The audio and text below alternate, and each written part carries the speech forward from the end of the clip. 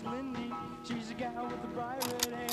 Now she stands high from all the rest. You know her anywhere. Well, she's mine. Yeah, she's mine.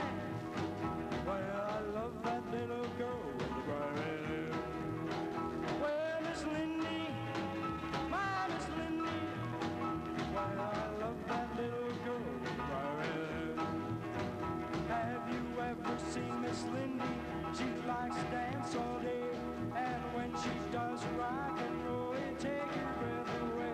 Well, she's mine, yeah, she's mine. Well, I love that little girl, she's so fine. Well, Miss Lindy, my Miss Lindy. Well, I love that little girl with bright red hair.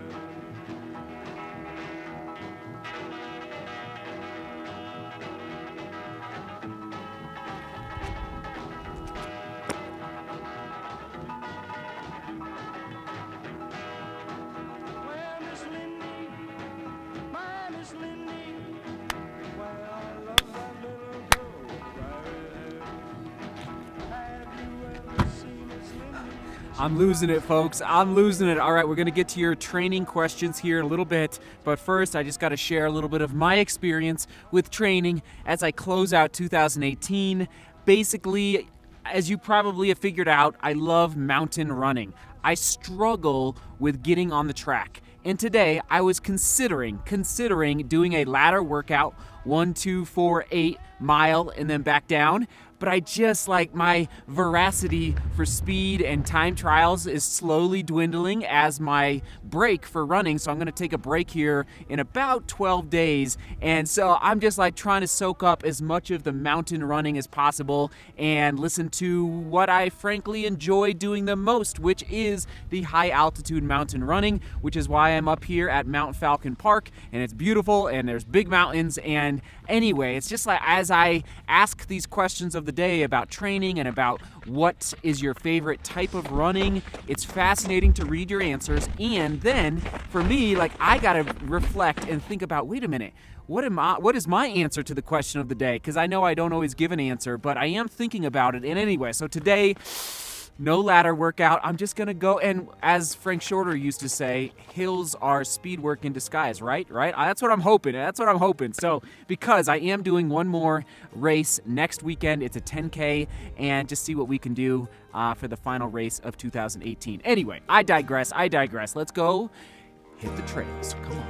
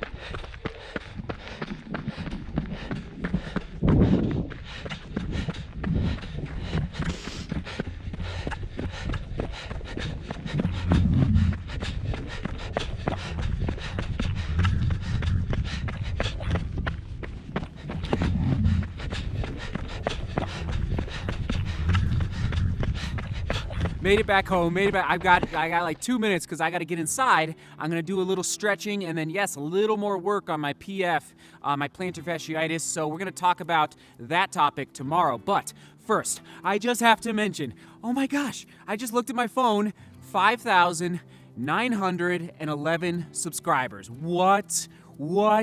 I can distinctly remember being like at 1,000 subscribers like 2 seconds ago and just being beyond grateful for those 1,000 subscribers. And now on December, whatever it is today, I don't even know, 6th, 5th, we're almost to 6,000 subscribers because of you. Thank you. I just want to say thank you for being here, for commenting. And yes, I'm going to make the ask. could you help push this channel over 6,000 subscribers by sharing this video or by sharing on your social media your favorite vlog in the last month. So I'm gonna post, down in the description, I'm gonna post my 3 favorite vlogs in the last month down below, just to give you a reminder of like what we're doing here, like why we are creating these daily running vlogs for all of you. So if you could help push us over 6,000, that'd be amazing. The best way to do that is to share these videos on social media, Twitter, Facebook, Instagram. Well, Instagram's a little tough, but you know, spread them around. We would appreciate it. Again, you're blowing me away. I've said it once and I'll say it again. If you keep watching, I'll keep uploading. Capiche? Sound like a deal? Does that sound like a deal? All right, guys, come on. I love you.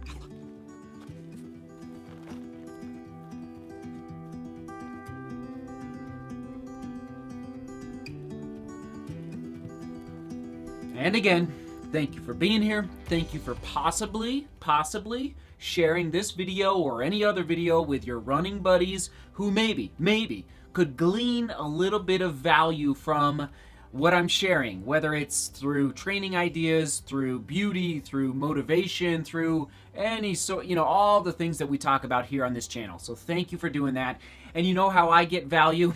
It's from these Salomon Speedcross 4s. I'm telling you, I have yet to throw away a pair of Salomon shoes. They just keep trucking. I don't even know what to say. They're just amazing. I love these shoes. This is what I ran in today. And on to the topic of the day, answering your questions about training. And this is a huge topic. Remember the question of the day 2 days ago, I asked what is 1 or 2 questions you have for me about training. Well, you guys asked about how to switch from the 800 meter to the 1600 meter. Some asked about how to switch from the 50K to the 100-mile distance. Some people asked, like, how can I improve my cadence? Some people asked about how I can overcome tired legs after a long run. So many different questions, and what I'm gonna do, I'm gonna film probably a live stream here this month answering all of those questions, and also I'm going to create a series of videos that connect to the 5K distance, connect to the half marathon distance. Derek over in the UK, I'm listening to you.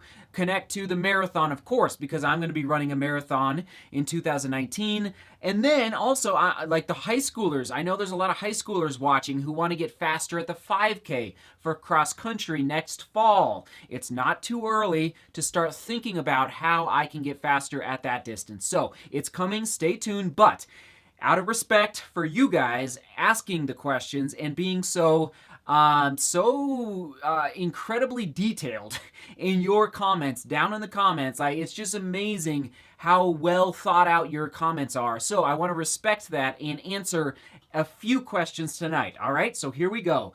I got questions from Joey, from Seth, from Derek, from Ted, from Laura, from Daniel, from Royce, from Jessica, from Mads Homstrup, from Alan. Like, the list goes on and on and on. Like, all of you guys asking great questions. Obviously, I can't talk about all of them tonight, but just know that I'm reading them, I'm processing what you're asking, and I'm going to try my best tonight to answer a couple of them. And then again, I will follow up later with a longer video. And let's tackle a question right now from Alan. Alan asked this: how important is speed work for the 50K distance? And I'm speaking from middle of the pack, not the front of the race. Alan, great question.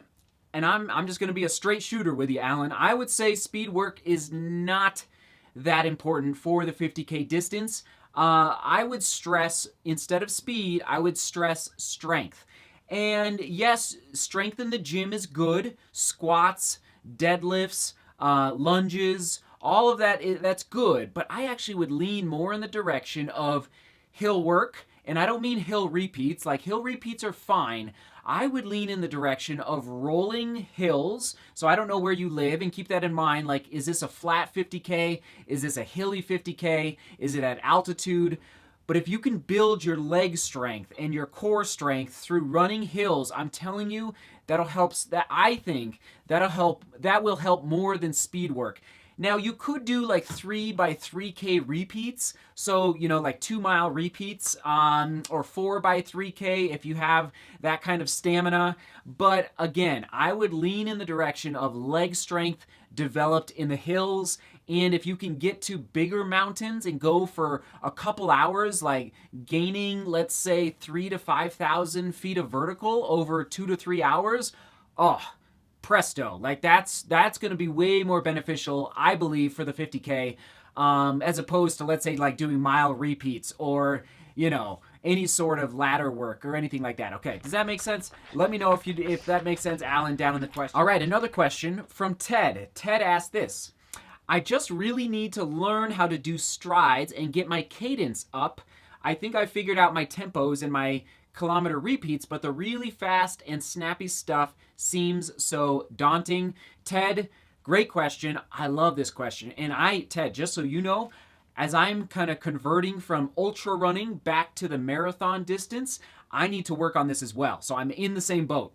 Ted, mentally, as I'm running, like in the last month, I've been mentally challenging myself to not just have good knee drive, so driving the knee up. I wish you could see my knee right now, like I'm actually driving my knee, but also what about the snap down? So you drive your knee up and then snapping your foot back to the, now you don't want to overdo it, but I'm mentally trying to figure out, like, how can I get my foot back on the ground as fast as possible? So so I would say, Ted, like as you're doing your long runs, your middle distance runs, maybe take a half a mile or a mile and just be like, okay, for the next 9 minutes, the next 10 minutes, however long it takes to run a mile, I'm going to kind of snap my foot down just a teeny tiny bit faster. Okay, and so that's one point. And then another point is quick feet. So you're literally, I'm going to set my phone down. You're literally standing in one spot and you're just moving you're moving your feet as fast as you can. You're moving your feet as fast as you can in place. If you can do that for 30 seconds straight, 3 times, once a week to start, and then eventually increase it to twice a week, I'm telling you, your foot speed, how fast you hit the ground, is going to improve. Ted, I'm going to leave it there. We could talk all night about that. I love that topic. We'll come back to it soon. Thank you, Ted, for the question. Okay, one more question. There's just so many. I'm so sorry. I can't answer them all. All right, I'm gonna go with Joey. Joey, thank you for the question. Here we go. I just started heart rate training, running slower to run faster. Remember I talked about that in that vlog, upper right-hand corner. In another video, you said you run at an easy pace for most miles. Do you heart rate train or just run by feel? I am training to run 5K to half marathons. Joey, thank you for the question, and here we go. Mark Wetmore was my coach at the University of Colorado. He's coached many Olympians, and he was a big fan, and therefore I'm a big fan of training by feel more so than by heart rate. And why? In a race at the collegiate level, you're not racing with a heart rate monitor. And therefore, Mark believed that if you are accustomed to always being reliant on a heart rate monitor to tell you how fast you should go, where you should be running, what pace you should be running, you're going to become reliant on that data on your watch, and you're not going to be listening as closely to how your body feels. I completely agree.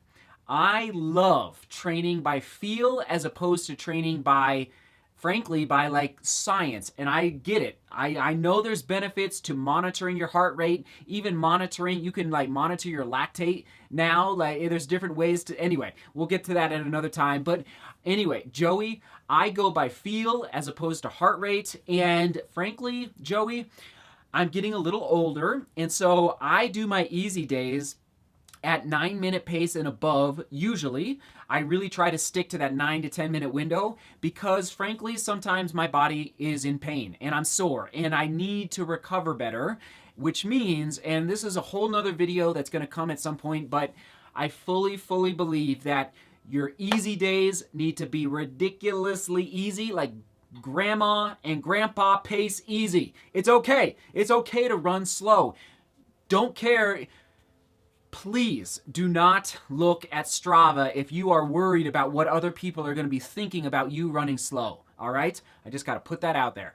And when it's time to rock and roll and run hard and kick your butt, it's time to rock and roll. So, easy days way down here, hard days way up here. Joey, I could talk about this all night. I'm not going to. Thank you for the question, but I am more in the direction of going by feel, what Mark used to call sensory data. Sensory data. If you can hone in on it and really listen to how your body is talking to you during the actual workout, during the actual race, it's a beautiful thing. And that is all for now. I hope I brought you just a teeny tiny bit of value in those answers. I will go much, much deeper into those answers in future videos. Just be patient with me, and I will get to all of your questions down in the comments in the vlog 2 days ago. I will get to them. Just bear with me. All right, ladies and gentlemen, the keyword of the day. And I love this keyword.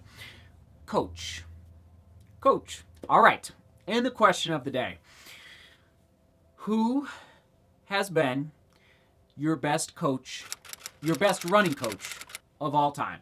Who was your best coach and why? And how did they help you?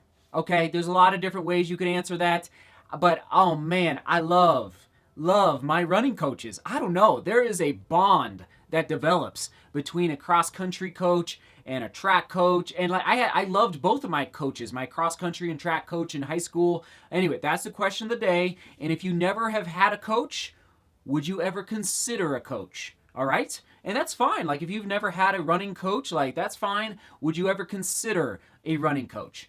That is the question of the day. Thank you for answering down in the comments. Thanks for being you. Thanks for sharing this video. Appreciate it. And I appreciate you coming back every single day. Crushing it. You're crushing it, YouTube. All right. Seek beauty. Work hard. Oh, go to bed early. Oh, and love each other.